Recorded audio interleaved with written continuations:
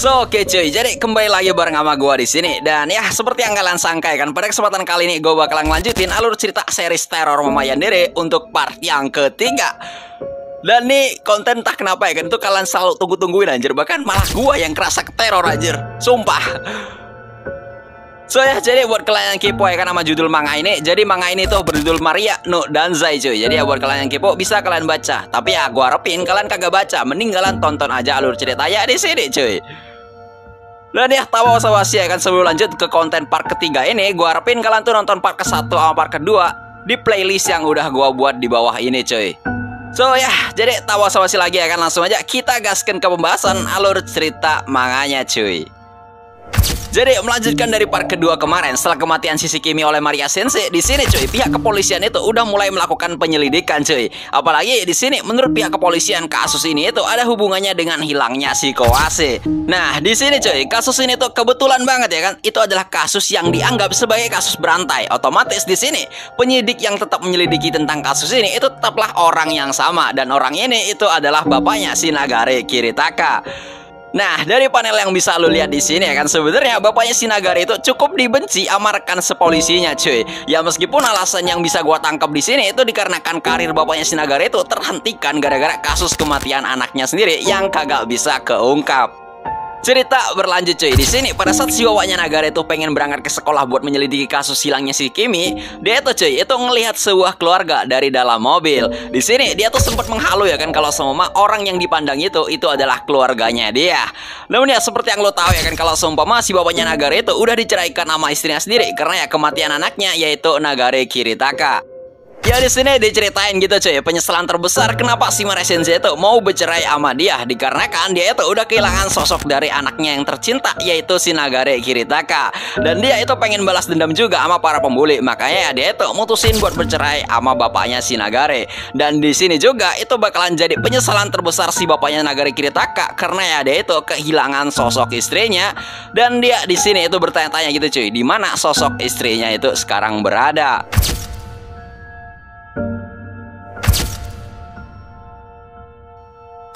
Nah, panel cerita berlanjut cuy. Kali ini kita dilihatin sama bapaknya si Nagare yang lagi menginterogasi wali kelas dari si Shishikimi. Nah, di sini cuy sebenarnya ya kan kepala sekolah itu di sini pengennya diem aja dan kagak mengetahui apapun tentang masalah hilangnya si Shishikimi. Yang menurut rumornya sendiri ya kan, dia itu hilang bareng sama seorang berandalan.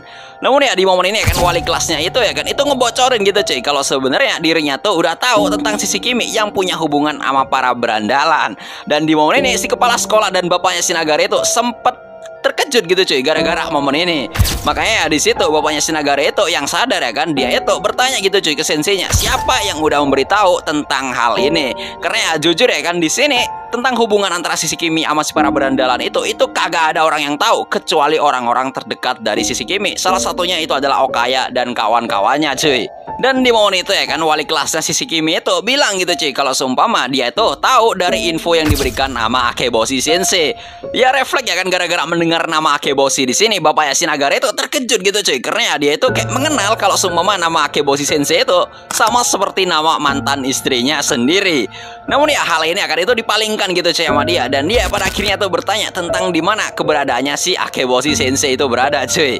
Tapi ya sayang banget di sini ya kan, itu ternyata bapaknya si Nagare itu kagak bisa ketemu sama Akeboshi Sensei karena ya dia itu di sini lagi cuti, dan tepat juga pada hari ini itu libur musim panas itu juga udah tiba cuy.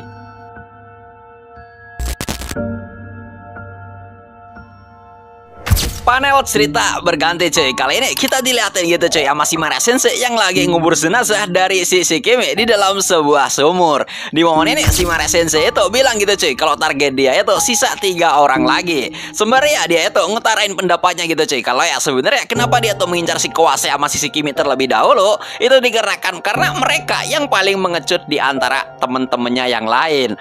Dan di sini si Maria Sensei itu bilang gitu cuy, kalau dari ketiga orang yang tersisa di sini pasti mereka itu tidak akan kabur, dan dia itu berpikir kalau seumpama kepolisian itu juga udah mulai bergerak di sini cuy.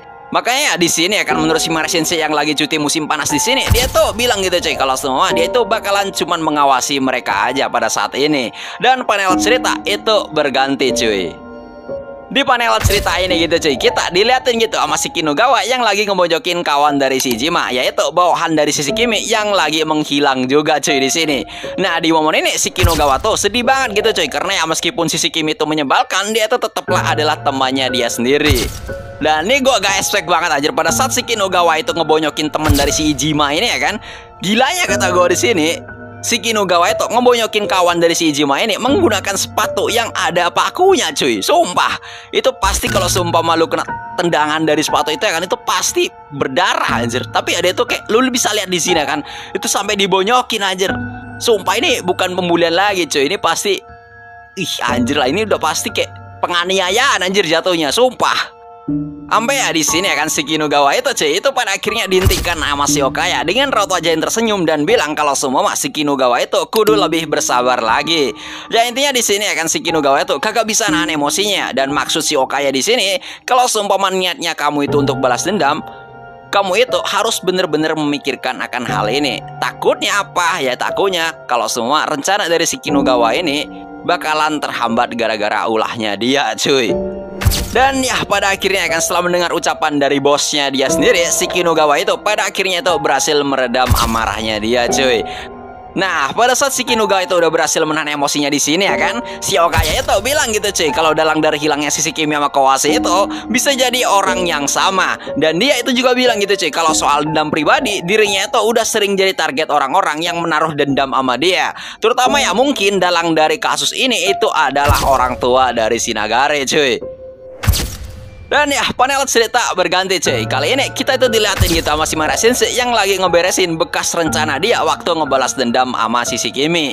Nah di sini cuy kita juga dilihatin gitu sama si Madara Sensei yang lagi ngeliatin fotonya si Iijima. Karena apa? Ya karena si Iijima di sini itu lagi disekap sama si Maria Sensei cuy.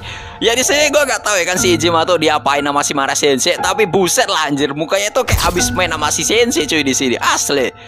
Nah, di momen ketika si Madara Sensei tuh lagi ngeliatin si Iijima di sini ya kan, sebenarnya si Madara Sensei tuh pengen gitu cuy ngebunuh si Iijima, karena ya gara-gara rencana si Madara Sensei yang kurang sempurna, dia tuh jadi punya koneksi sama si Iijima, dan dia itu takut kalau seumpama rencana dia itu kebongkar dalam penyelidikan kepolisian, karena ya si Iijima itu bebas berkeliaran cuy.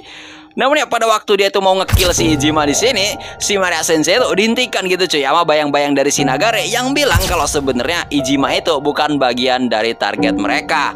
Ya intinya di sini ya si Iijima itu bukan orang yang langsung ngebully si Nagare cuy. Makanya ibaratnya si Iijima itu kagak punya dendam sama si Nagare Kiritaka. Hingga ya pada akhirnya kan setelah melihat bayang-bayang dari si Nagare di sini, pada akhirnya si Madara Sensei itu ngelepasin si Iijima itu cuy. Nah, baliklah itu cuy. Di sini akan kita sebenarnya dilihatin gitu sama kebingungannya si Madara Sensei yang lagi pengen mencari tahu keberadaan dari si Iijima buat mastiin apakah dia itu kagak bakalan membongkar kedoknya si Sensei yang udah ngebunuh si Shikimi cuy. Namun ya si Madara Sensei di sini tuh bingung gitu, karena ya di saat dia tuh udah ngelepasin si Iijima itu keberadaannya langsung hilang selama seminggu lamanya dan dia kagak balik ke rumahnya sendiri.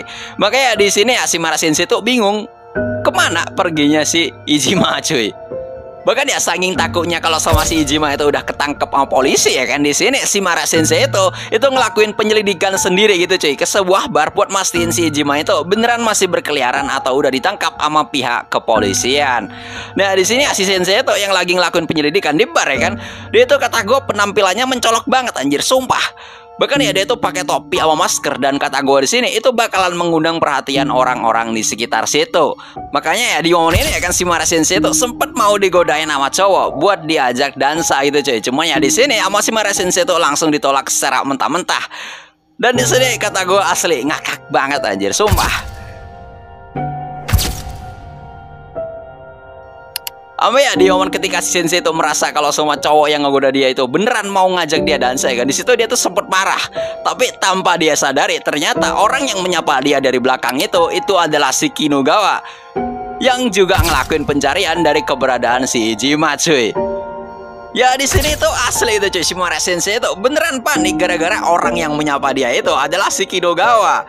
Apalagi ya di sini ya kan si Kinugawa itu sempet nanyain gitu cuy, ngapain si Sensei itu sendirian berada di tempat seperti ini. Karena ya menurut si Kinugawa ya kan si Madara Sensei itu bukan tipe orang yang suka main di sebuah klub malam.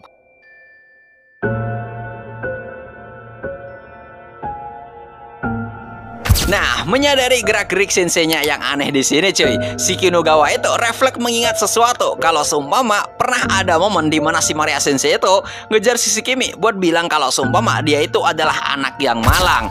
Karena ya di sini kan si Kinugawa itu merasa kalau seumpama sejak momen di mana si Maria Sensei itu mengejar si Shikimi itu udah menghilangkan jejaknya gitu, cuy. Yang artinya di sini si Kinugawa itu punya spekulasi kalau seumpama hilangnya si Shikimi itu ada kaitannya dengan si Maria Sensei. Apalagi ya di sini si Maria Sensei itu tiba-tiba aja muncul di bar tempat di mana si Shikimi itu biasa main sama si Iijima.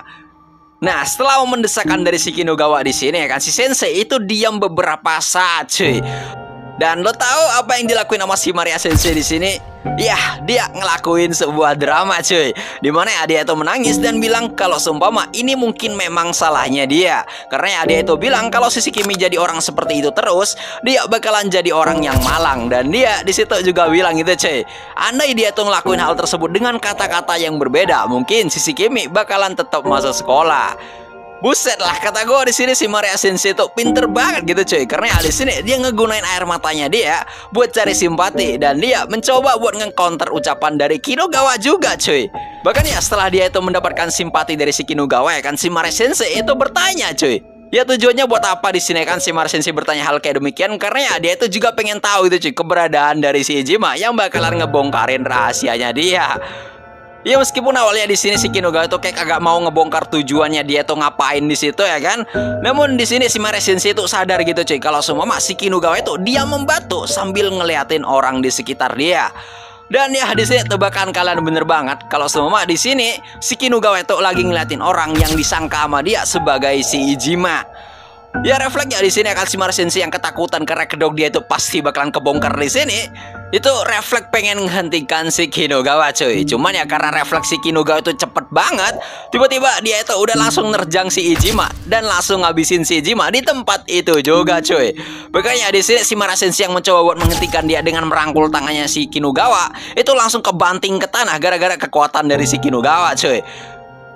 Dan ya di situ si Kinugawa tuh bilang gitu, cuy, kalau sebenarnya kemungkinan besar si Shikimi sama si Kawase itu udah terbunuh dan dia itu lagi mencari pelaku dari pembunuhan ini, cuy.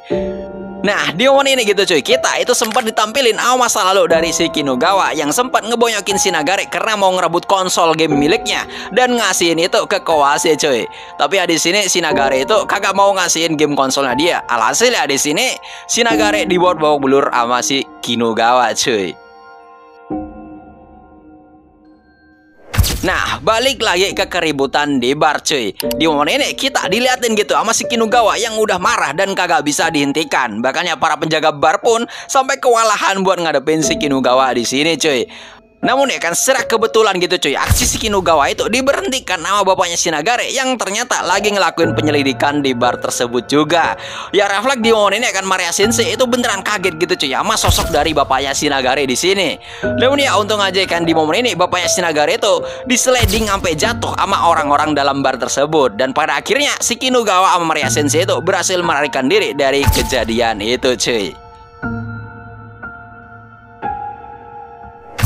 Dan ya panel cerita berganti, cuy. Sehabis dari keributan di bar ini ya kan, kita diliatin tuh sama sosoknya si Maria Sensei yang lagi mandi sambil ketakutan dan khawatir. Karena apa? Ya karena ya bar yang jadi tempat persembunyian si Iijima itu kagak mungkin secara kebetulan diketahuin sama pihak kepolisian, cuy. Apalagi ya di momen ini kepolisian tuh mentargetkan si Iijima langsung gitu, cuy. Kan berarti di sini ada seseorang yang beneran ngebocorin di mana keberadaannya si Iijima. Ya meskipun di manga ini tuh kagak dijelasin gitu, cuy. Dan di sini kita juga ditampilin gitu, cuy, sama si Maria Sensei yang refleks rada bersedih karena ya pada akhirnya dia tuh tahu kalau semua penyidik yang mengambil kasus ini tuh adalah bapaknya si Nagare. Dan dia itu berpikir kalau seumpama bapaknya si Nagare itu bakalan jadi penghalangnya dia nanti pada saat mau membalaskan dendamnya kematian si Nagare di sini, cuy.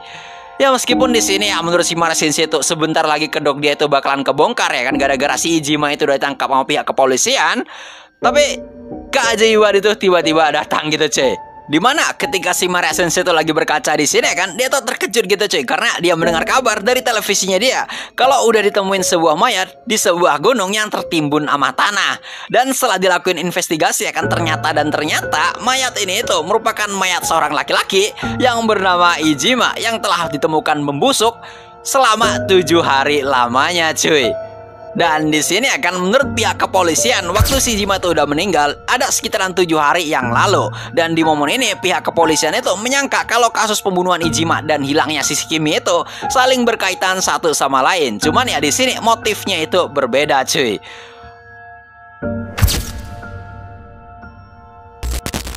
Panel cerita berganti cuy. Kali ini kita diliatin gitu sama si Maria Sensei yang lagi manjain kepala sekolah. Di momen ini si Maria Sensei itu berspekulasi gitu cuy, kalau harusnya si Ijima itu masih hidup sejak dia bebasin. Nah di sini si Maria Sensei itu berpikir gitu cuy, apakah ada orang yang berhubungan dengannya yang telah ngelakuin hal ini. Dan ya pada akhirnya si Maria Sensei itu pada akhirnya pergi dari ruang kepala sekolah ya kan, gara-gara dia itu ngelihat memorinya dia pas lagi manjain suaminya sendiri. Cuman ya tetap aja gitu cuy, di momen ketika si Maria Sensei itu mengingat kalau semua dia pernah manjain suaminya, memori itu tiba-tiba keganti sama momen dimana si Maria Sensei itu lagi nyebat burungnya si kepala sekolah. Ya intinya ya, ingatan tentang nyebat burungnya si kepala sekolah itu lebih kuat daripada momen ketika lagi manjain suaminya. Makanya di sini dia tuh refleks pergi dan melihat kaca itu cuy, dan dia tuh bilang kalau seumpama dirinya itu udah terlambat untuk berubah. Dan pada saat dia tuh melihat cermin juga, dia tuh bilang kalau seumpama pergilah kamu dasar seorang pengecut. Cerita berlanjut cuy. Di momen ini kita diliatin gitu sama para pembuli yang lagi marah banget karena kasus kematian dari si Ijima. Di momen ini kan si Okaya itu menyadari sesuatu gitu cuy, kalau kematian si Ijima itu rada aneh dari kematian dari si Kimi dan si Kawase. Karena ya di sini si Okaya itu berpikir kalau semua kematian si Ijima itu dilakuin sama seorang amatir cuy. Makanya menurut si Okaya kalau semua mereka itu kaki tangan yang ngelakuin pembunuhan yang sama, harusnya mainnya itu lebih rapi gitu cuy. Cuman ya si Okaya di sini berpikiran kalau semua ya orang ini tuh yang ngelakuin orang beda gitu cuy. Gue gak tahu dah, si Okaya di sini tuh kayak berasa jadi MC-nya anjir, dan dia tuh lagi ngelawan villain yang ternyata itu adalah orang tua dari Shinagari cuy. Asli. Dan ya pada akhirnya kan panel cerita ditutup gitu cuy dengan munculnya pihak ketiga yang kemungkinan besar dia adalah dalang dari kematian si Ijima di sini cuy. Ya mungkin sekian dulu ya kan buat pembahasan manga kali ini. Nanggung banget bang. Iya. Sebelumnya sorry banget ya kan kalau semua ending pada pembahasan manga kali ini tuh nanggung banget. Karena pada chapter kali ini tuh ceritanya bakalan panjang banget gitu cuy. Itu kayak sih ada sekitar 10 chapteran kalau semua pengen ditamatin, dan bakalan memakan waktu durasi yang panjang banget. Dan device gua juga kagak kuat kalau semua ngedit videonya tuh panjang banget. Jadi ya untuk part kelima bakalan gua upload setelah sehari setelah penayangan video yang satu ini. Ya kemungkinan besar sih tepatnya pada tanggal 25 Desember mendatang cuy. So buat kalian jangan nebar spoiler dulu karena bakalan gua bahas kematian dari salah satu kawan dari si Okaya yang bakalan jadi target selanjutnya dari si Maria Sensei cuy. So gua di sini undur diri dulu. See you next time, sampai jumpa lagi cuy.